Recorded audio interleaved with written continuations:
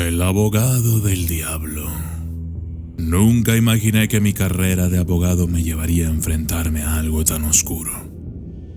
Siempre pensé que lo más duro del trabajo sería lidiar con pilas interminables de papeleo o convencer a un juez de que mi cliente no era culpable.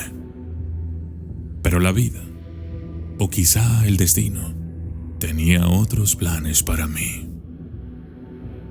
Todo empezó con la visita inesperada de un sacerdote. Me llamo Javier y llevo más de 5 años ejerciendo la abogacía en la Ciudad de México. Mi especialidad siempre ha sido la defensa en materia de seguros. Personas que demandan a compañías por obtener indemnizaciones o resolver conflictos menores. Lo típico, nada fuera de lo común. Hasta el día en que entró en mi despacho un sacerdote llamado Padre Tomás. Venía de una parroquia cercana. Las iglesias suelen tener problemas legales, pero lo que me trajo aquel día lo cambió todo. El Padre Tomás entró con urgencia en los ojos. El tipo de urgencia que me dijo que no se trataba de otro caso más de disputas sobre terrenos parroquiales o de alguna obra benéfica que había salido mal. Habló de un hombre, un alma humilde llamada Don Manuel, que se encontraba en graves problemas, y no se trataba de finanzas, propiedades o alguna acusación criminal. No. Don Manuel creía que había roto un contrato, un pacto, para ser precisos. Un pacto con algo antiguo, algo mucho más oscuro de lo que ninguna sala de justicia había visto jamás. Al principio, no pude evitar sentirme escéptico. ¿Un pacto con el diablo en pleno siglo XXI? La idea sonaba absurda, pero el Padre Tomás, con una seriedad que me produjo escalofríos, juró que Don Manuel creía de verdad en lo que había hecho. Por favor, ayúdele, me pedía el sacerdote. Y a pesar de los matices supersticiosos, algo dentro de mí me decía que no podía alejarme de esto. 2 días después, me dirigí a un juzgado en el que nunca había estado. La vista estaba fijada para la sala 66, en un edificio viejo y desgastado del centro de la ciudad. Lo extraño es que, aunque había estado en innumerables juzgados a lo largo de mi carrera, nunca había oído hablar de este en concreto. Pero allí estaba, en la 6ª planta de una estructura que parecía no haber envejecido en décadas. Cuando llegué, me recibió una atmósfera sofocante, espesa y densa.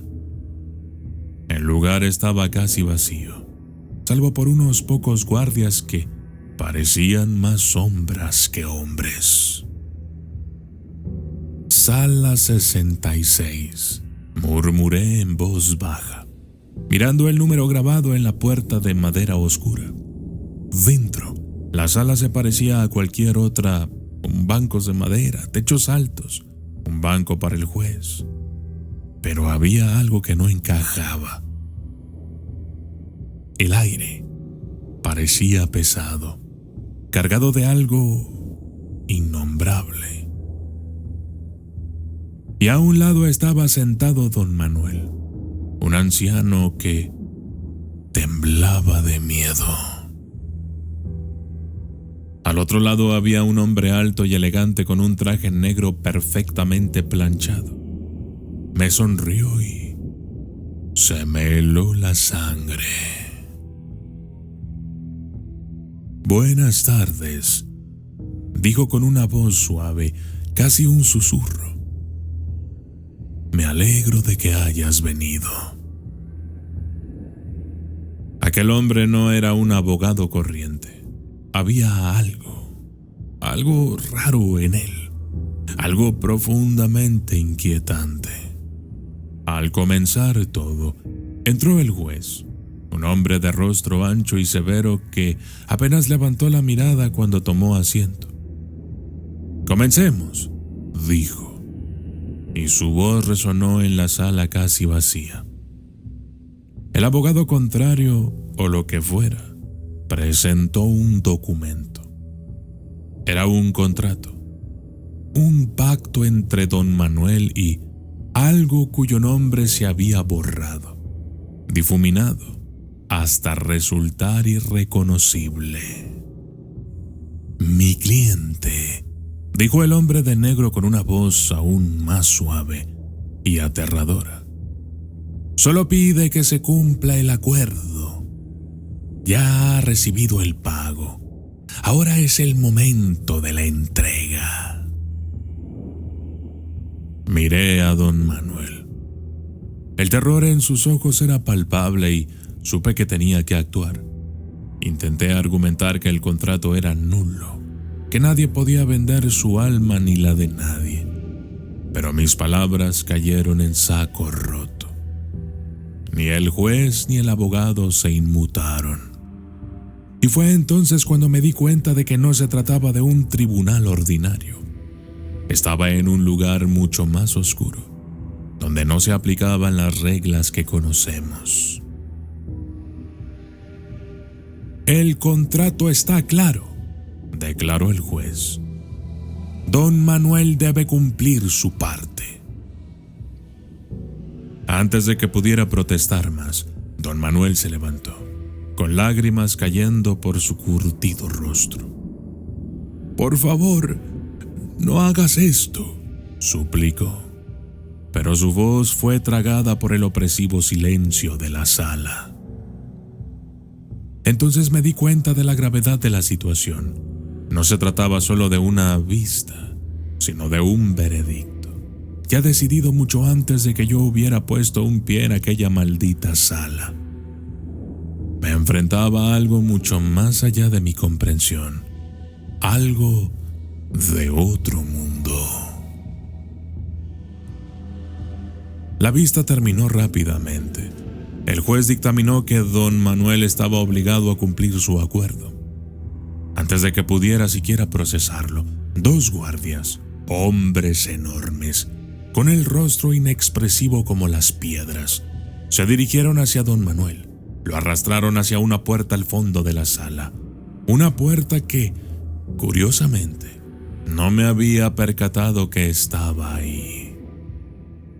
«¿A dónde lo llevan?», grité, pero nadie respondió.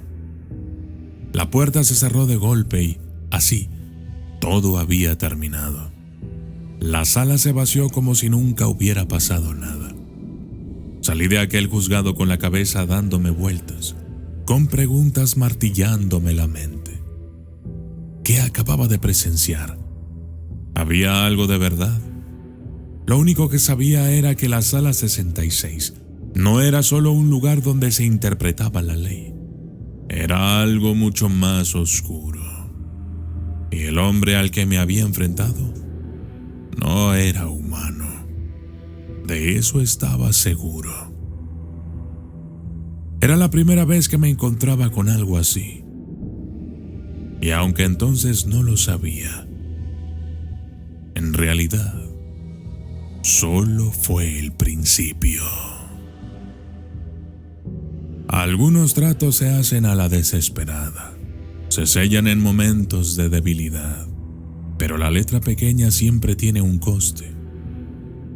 Puede que la justicia sea ciega, pero en los tribunales de los condenados, la imparcialidad no está garantizada. Cuando te enfrentas a fuerzas que escapan a tu control, a veces lo único que se juzga es tu alma. Yo soy el documentalista y esto fue El abogado del diablo. Aterrador